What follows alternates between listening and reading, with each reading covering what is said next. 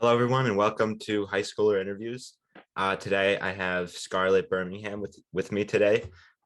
Scarlett, thank you for being here. Yeah, my pleasure. I think it's really cool that you're doing this.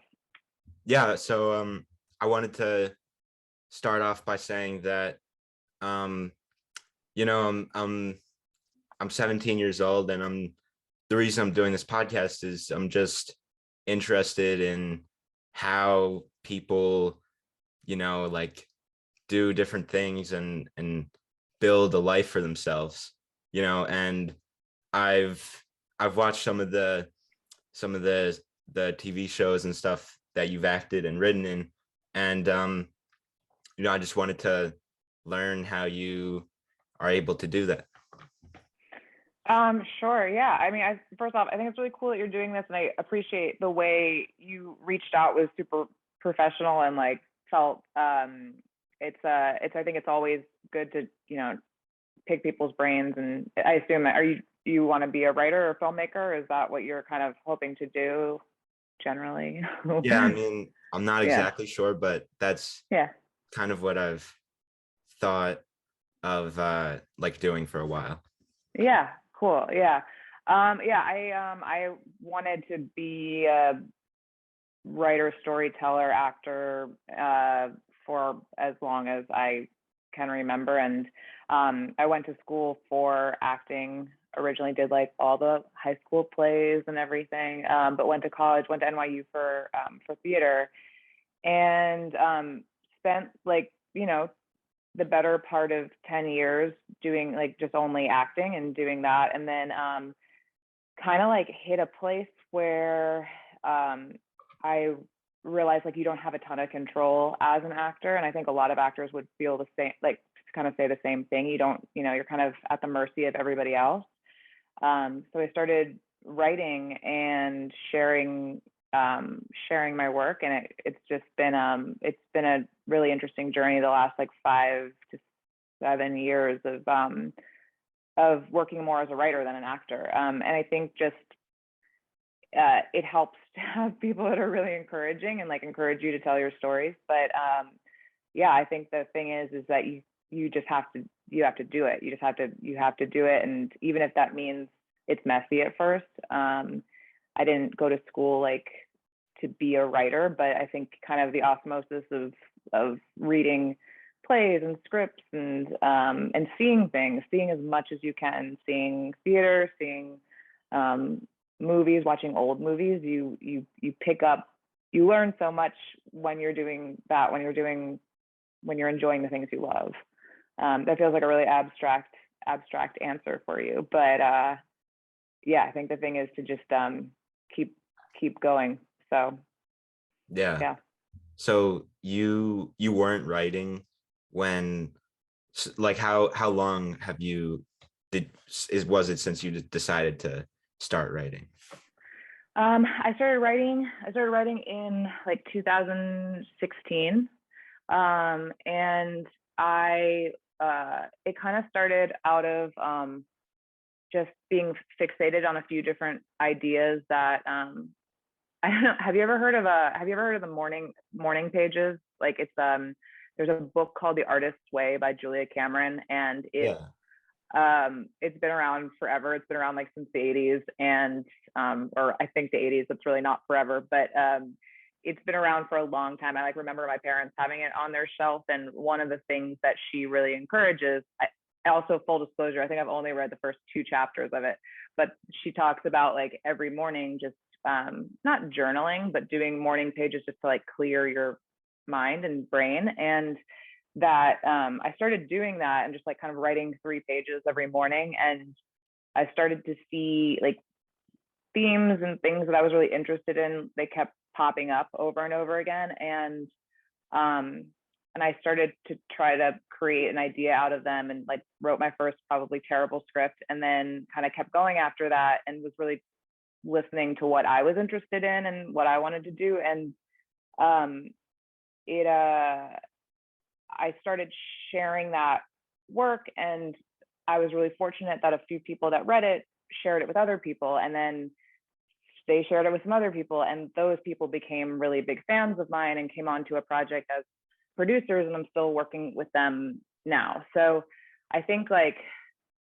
yeah, the starting writing and not knowing what you're doing, but then like not being afraid to share it with people is a big leap. I think a lot of people write and then they're afraid to share it. So Yeah. I think making sure you're trying to get it out there, and because ultimately it's not like, not just for you, it's for other people, it's for an audience ultimately. So yeah, I started writing in about 2016 and found some producers that really wanted to make a TV show that I wrote, and opened up a lot of doors for me that way. And I pitched that TV show like all over town, didn't sell it, and that's okay. And that's actually, I ended up turning it into a feature, and they're still on as producers for the feature. So Mhm. yeah. Is that Mimi? Yeah, that's me. That was originally, I wrote that as a half-hour television pilot. And um the thing that I've learned a lot, like in the last year or two, is that there's it's pitching TV, you kind of have a finite number of places you can go. Once you've gone to, if you're pitching a network show, if you're pitching to streamers, you can go to every place, but then there's kind of a cutoff. There's nowhere else to go if you don't sell it. It can't really have a second life until maybe years down the road. But with a feature, you kind of have unlimited avenues. Like you could make it as an indie on a super low budget, or you could just take it to other producers. And there's kind of there are a lot more avenues to kind of go down in order to get a movie made versus a TV show made. At least that's been my experience. Yeah, that's interesting because you hear about like with streaming how that's it's become a lot more popular than Mm-hmm. like, old fashioned kind of like making movies. But yeah, it's interesting that. Yeah. Well, I think that right now also with TV, there's so much, and there's something for everybody. Like it's impossible to keep up with everything. Like everyone always feels behind on the show that they're supposed to watch, I think. But when you're, as a creator, trying to get a show made, you still, like, Netflix or Hulu or any streamer that you're going to pitch a television show to, like they're only going to buy so many shows, and so then there are only so many other places you can go. Like you can't make an indie TV show unless you want to pay for it yourself, I guess. Like I don't know, if you want to like make a web series or something, which or I don't. If you're looking to make something just for yourself, you go make the thing. But I think the thing that has been interesting with TV is there's so much of it, but there's still only a finite number of places you can go if you want to sell a show and make it. I don't Yeah. know if that's like clear, but Yeah. yeah. Do you like, is it hard to like put so much time into something and not knowing if it'll ever like be out there, because Yeah, it's so hard. yeah, It's so hard, but it's like, it's great if you want to do. I mean, if you love doing it, it's a good kind of work. But yeah, I interrupted you, but yeah, it's super hard because you put in so much time into a project, and like sometimes you don't sell it. I feel like I've had this conversation with people a lot recently, that anything that's like, this is going to sound so awful and intimidating, but like anything that's worth doing takes 7 years. I'm like, that's probably not exactly accurate, but like I just have a lot of friends who have made projects that are either have gone to big festivals, or they are on TV, and they've taken, it looks like easy when you see it up on screen, but I know that they had that idea 7 years before it ever got made. And Mimi is not dissimilar to that. Even I know you mentioned that you saw Epic Night, which the guy who originally came up with that idea had it like 5 years ago. So I think it's like, it's just so many moving pieces. You have to be willing to be patient and like really, really do the work and like make sure you know everything inside and out. But yeah, it's like heartbreaking when you have to like put a project down for a while because it didn't go. So I guess you can always turn it into a book. Yeah, like, so how do you like stay motivated despite despite how long it is? um that's that's a really good question. I think that like I think part of that, well, I think part of it is like making sure you're sharing your work with people as you go, like being okay not sharing necessarily a finished product, because if you're just doing it in like your own void by yourself, I think it can get pretty lonely. I think some people like that maybe, but I've always been someone who prefers feedback and an audience. um I think that to stay motivated, oh gosh, I think you get better about I think you get better about treating it like a job as you go, even if you're not necessarily getting paid for something up front. Or like, so much of writing work is you're kind of doing it for free at first until someone pays you to do it, and you got to like prove that you can do it. So it feels like it really does, you really do have to be self-motivated in a way that you don't have to be if you're a doctor. If you show up to work and you have priorities and you have patients you need to treat. But as a writer, it's really easy to be like, I don't feel like it today. But if you do that, then you're only kind of your own worst enemy. But yeah, I think that like writing from home and stuff too, especially like in the last few years, it's an interesting thing because you really have to like create space for yourself and hours for yourself in order to, even if you're writing bad stuff, at least you sat and wrote. Yeah. Yeah, it's a real, I think it's a bit of a as with so many artistic professions, I think it's just about a lot about willpower and yeah, like figuring out ways to motivate yourself. Yeah. um no, I want to ask, um like, going back a little bit in your life, how did you um decide to like pursue like acting and writing, uh with, because it's easy to like to be unsure about it, and so how Mhm. did you know? um I mean, oof. I'm really lucky because my dad is a photographer, so he kind of grew up in a very artistic profession. I was always going. He used to photograph.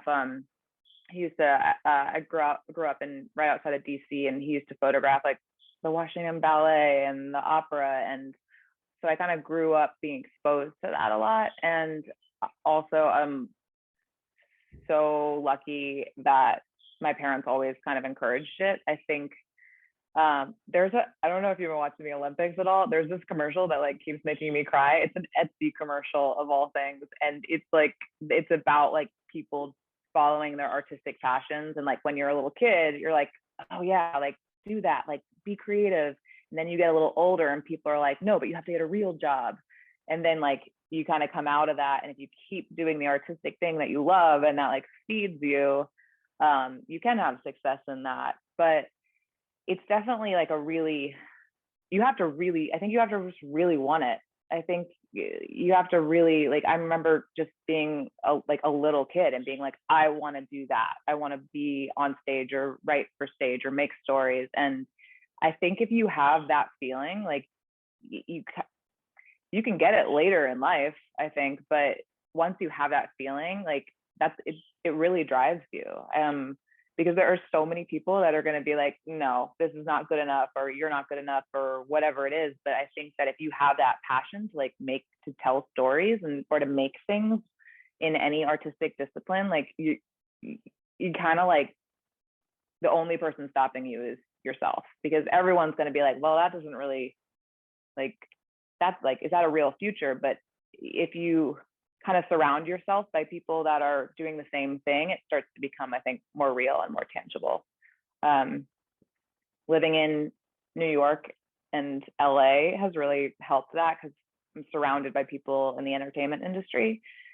um, I I would imagine that if I lived in an area where there was nobody in the entertainment industry, it might be like a little bit harder to imagine that as a reality. Not saying like move to do your job. You can write from anywhere, but it does help, I think, to be surrounded by like-minded people. I don't know if you feel like you have that at your school, or like, I felt like I went to a school that wasn't like super arts focused. It had arts, but it was like more like athletics focused. So then when I went to college, it felt like a real big change, because everybody at our school was focused on the arts. Yeah, that's interesting because I feel the same way. Like my school is like has arts and focuses on it, but maybe not more than academics or sports. Mm-hmm. And so so going to NYU, was that like and being surrounded by so many other people in who wanted to do the same things, um was did that change things? Um, yeah, I think so. I think if anything, like, and I don't think you need to even necessarily go to an arts college, or like even go to college, honestly, to have a really successful career in the arts. But the thing I really got out of going to college was was just like the people that I met there are the people that I do work with them still, like all the time. I see them all the time. Like it's a very like-minded group of people, for better or worse. Um, so I think that really, I think I had this sensation in high school that like I kind of was like had my foot in a lot of different kind of activities and like a lot of different friend groups, but I wasn't like, didn't have like a really like-minded group of people, I think, until I went to college. Um, and they're still like my best friends today. And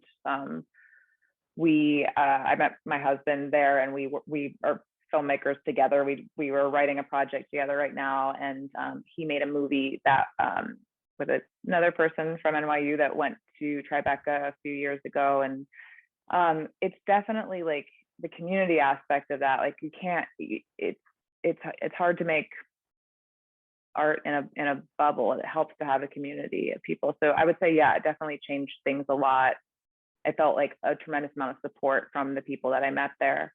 But again, that being said, like I have really wonderful friends that didn't have that experience in college, or didn't go to college, and they have forged incredible careers for themselves and friendships. Like I think like basically if you work hard and like don't be a shitty person, like you're gonna find your people. I feel like high school is like a whole different beast in terms of like no, not everybody knows what their priorities are yet, and so it's kind of like you're a little more scattered. And I think that um I sound like an old person. I'm like, with age comes like, you know yourself better. You really, and you know like who really like helps feed your artistic passions and who doesn't. So it's I feel like I'm giving you like really long answers to these questions, but it's like making me consider some big ideas. Yeah, I mean, that's just all um it's all just interesting to me, because uh like, I don't I can only imagine like what, it's kind of like being in high school is you're only focused on that moment, not, Mm-hmm. you don't realize how things are going to be different in the future, you know Mm-hmm. and Yeah. You're like, also the thing I would like maybe say to my high school self is like, you're, I'm not like trying to give you advice, like we don't know each other, but this would be the thing I would say to myself is that like in high school, like my world was like everything, your world is so small. Like you have your community and you have the people that you see, and like like with more years that go by, your world just gets bigger and bigger and bigger. And I'm also saying that as someone that like we like didn't have the internet in the way that it is now in high school. So maybe that is totally wrong for like kind of the experience you and your friends might be having, but it feels like the things that you focus on are so minute, and it just, your world does expand like once you kind of move on from high school. And yeah, that feels like a little preachy, but that was my experience.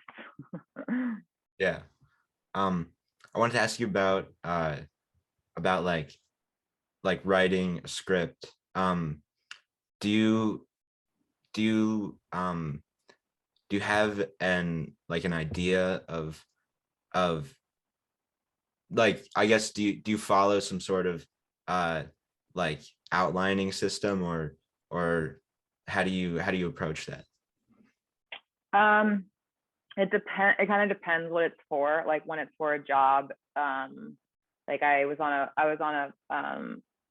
a job for like most of the early part of the pandemic that I had to turn in outlines. I had to turn in like I had to really be mapping out what I was doing. It was for it was a feature that they just like wanted to see every step, and that was kind of in my contract to do that. I probably should be doing that always, but if I'm writing something that's just like my own idea that I'm not like contracted to do, I'll usually it's a little bit more loose. I'll always like outline a little bit, but I think there's like a very formal version of it, and then there's the kind of like, oh, I'm writing on a napkin kind of thing. So, or like, you know, writing in a, if I'm researching for a project, I'll be writing in the book maybe. And so the back of like so many of my books have like the outline for something. But if it's for like a studio, or if it's for someone who's paying me up top, they expect like for this particular one, it was like they expect like, okay, you do like a 2-pager kind of pitch of it, and then you'll turn in like first outline and then second outline that can be like anywhere from like, you know, 4 pages to 10 pages to like whatever they want. And then like once the outline is approved in a job like that, then they'll send you to script, and then you have certain steps in the script which you kind of like get paid for each step. So it's not like, here, go write a movie and see you in 6 months or whatever. It's very much like if you're working with a studio, they'll be checking in on you and like looking over your shoulder, making sure that you're not like going off the rails, because that can happen as well. You're like, oh, what if I did this? And you're by yourself in your little office typing, and then you turn it in 2 weeks later, they're like, this isn't what we talked about. So it's kind of just like everybody being accountable to each other is like what that like formal outlining process really helps. But it's also like really easy to get kind of hung up in that part of the process, I think, when there are a lot of people, like a lot of cooks in the kitchen. So again, that was a long answer, but if I'm working on something just for myself, it's a lot sketchier.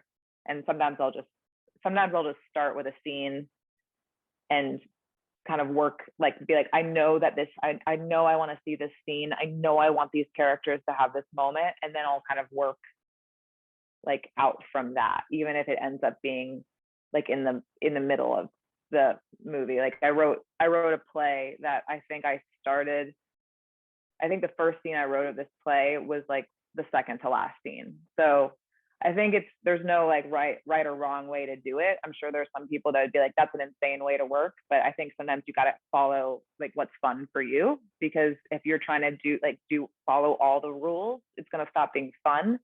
And if it's not fun for you, it's not going to be fun for anybody to read. Yeah. How do you like when you like, what's the you said that you had uh like something that you wanted to write about. What is the like the like the like motivation for something that you write? You like, if it's if it's a comedy, are you trying to, I guess I'm asking, are you concerned with the like the messages that you're putting out there, or what are you trying to like impart on the viewer? Um, like, are you asking kind of like what like drives writing something, or like what like, or if I like have like a moral messaging through through my I work or just something? more about what drives it. Like, are you trying to, yeah, just what drives it for you with uh with um like personally, and and what, like, yeah, what makes it meaningful for you? Okay, yeah. Oh, you're really making me think here, Joey. It's like deep thoughts, in a good way. Um, I I think like the original thing, well, like the kind of baseline for me is always just like writing really fun roles for women. And I think that that's been kind of this through like, and a lot of what I've been working on is like very like friendship focused, and like what it means to value and take care of a friendship. Like we don't, no one like, you never sign a friendship contract. You don't like, there's like, it's different. Like there's a different like kind of energy that goes into like taking care of your friends that I don't think we talk about as much, because we're kind of a society that's more focused on like, you know, partners and their and like love and like finding the one, and like there's I think a whole like world to explore in that, with just kind of talking about friendship. That's been a big part of some of the projects I've been on, and then also just written personally. But I think generally it's just like having really fun female characters that like have are kind of driving the story.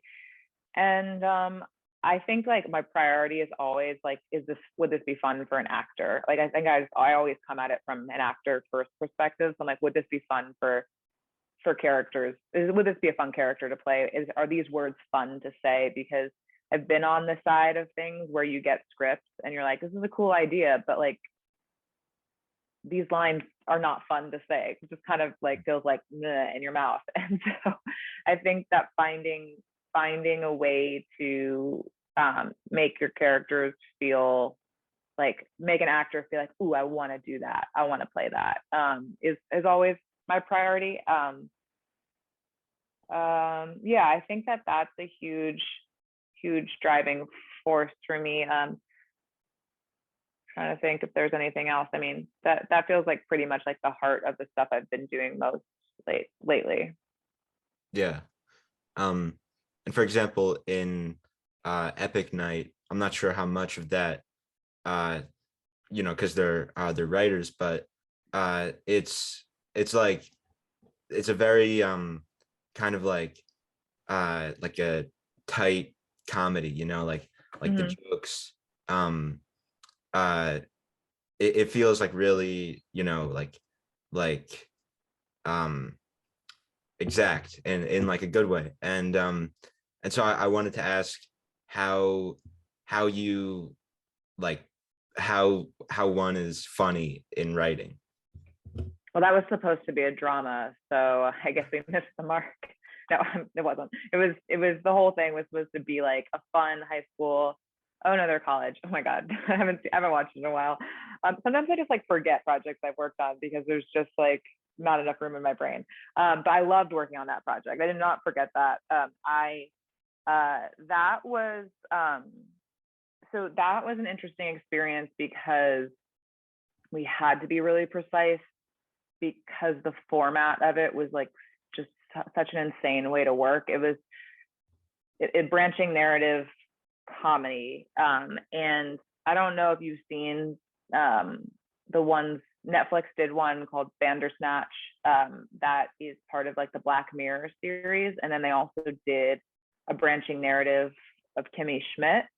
Um, they are, it's really interesting to see like, it almost feels more straightforward when you're doing a drama with that, but the nature of writing a branching narrative where it's essentially like a choose your own adventure. You can't say that, like, you can't say choose your own adventure because legally the family that created choose your own adventure will sue you.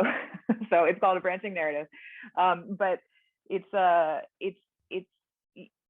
precision in that had to be like, because if you think about giving an actor lines in a show like that, you have to then shoot, like, if you're doing in a normal shot, if you're doing say like 3 versions of it, you're doing like 3 takes, we'd have to do like between 12 and 20 because you have to respond for every single situation, like every track that the story could go on. So writing the scripts was insane. Like we just had like charts and boards all over the walls, like with like string and like arrows, like this is where we could go next with this, and it all had to like make sense and come back around. So I think a lot of the, like, we leaned really hard on having like the haha moments, the jokes, the things that felt like kind of like punctuation marks be like really good ways in and out of scenes, because it's just that format. I honestly think after writing that, I'm like, I think I can write anything, because it was Sierra Kitao, who's a really funny, lovely lady that she's a stand-up comedian and really great writer. She and I were, I think we were so desperate to get out of the heady mapping place that like kind of the comedy became so important, because we're like, to be honest, it's not the most fun thing to write, because it's not like you're just writing a story and following a character and getting to know that character. You're literally writing a story for a character that has like split personalities. At least that's how it feels when you're writing. Then when you watch it and you follow one track, you're like, oh, this all tracks. But the writing of it, I think we were like really leaning into the jokes, because the rest of it was just so hard. It was so hard to write. I did another one with that company that hasn't been released yet, but it's a really challenging format. It's like almost feels like you're doing math, and I hate math. So yeah, but I'm glad you watched it. It feels like it's a platform. It's a format that's tough because it really has to be on its platform, and I think other companies are trying to explore how they put things like that on their streaming services, but you have to be able to interact with it. It's almost more like a video game than it is a narrative show. Yeah. And I know you have to go soon, but I just wanted to ask you about the short film Big Boy Pants. Yeah. And so I guess just like like where did you come up with the like turn that it goes on?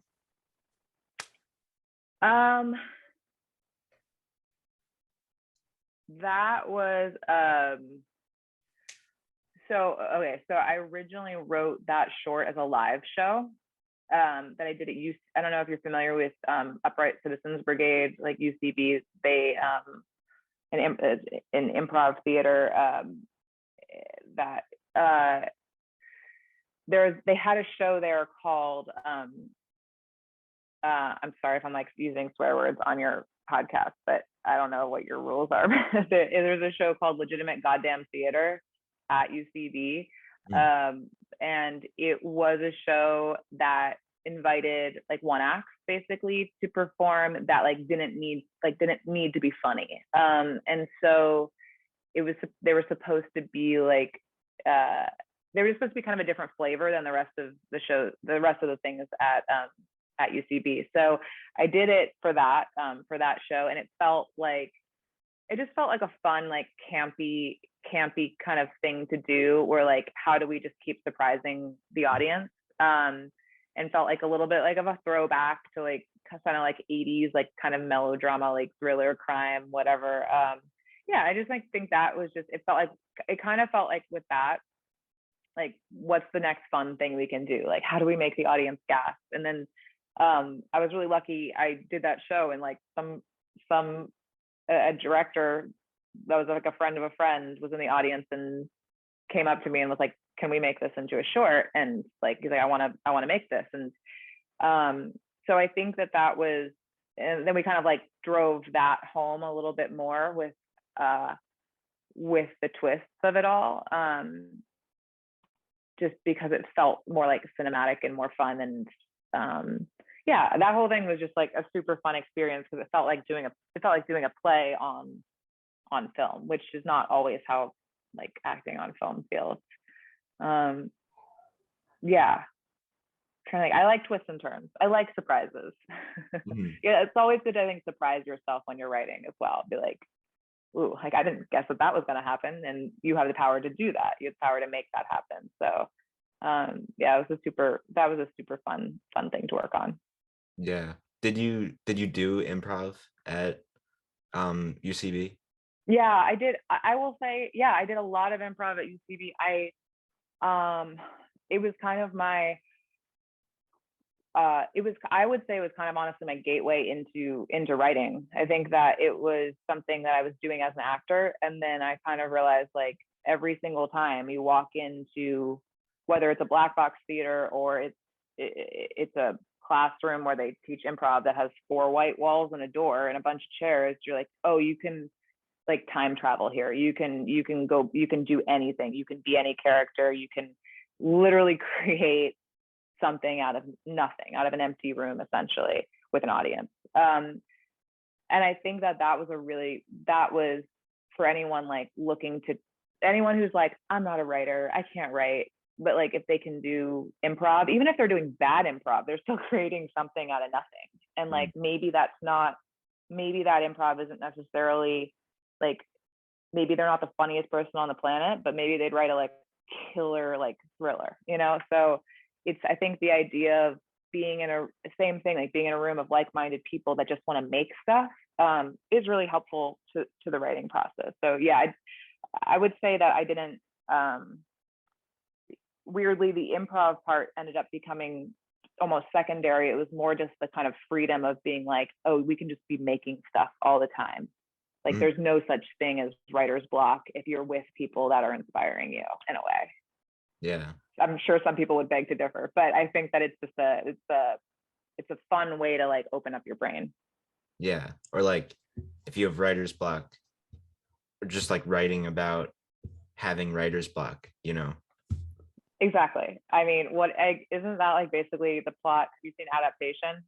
Yeah. Yeah. Yeah, it's like, I mean, or like I feel like there are a lot of movies like that, and I think there's a way to do that in a really boring way that we've seen before, and there's also a way to do that is so exciting and so thrilling and so personal to you, because like if you're telling your story through your lens, no one else can tell that story in that way.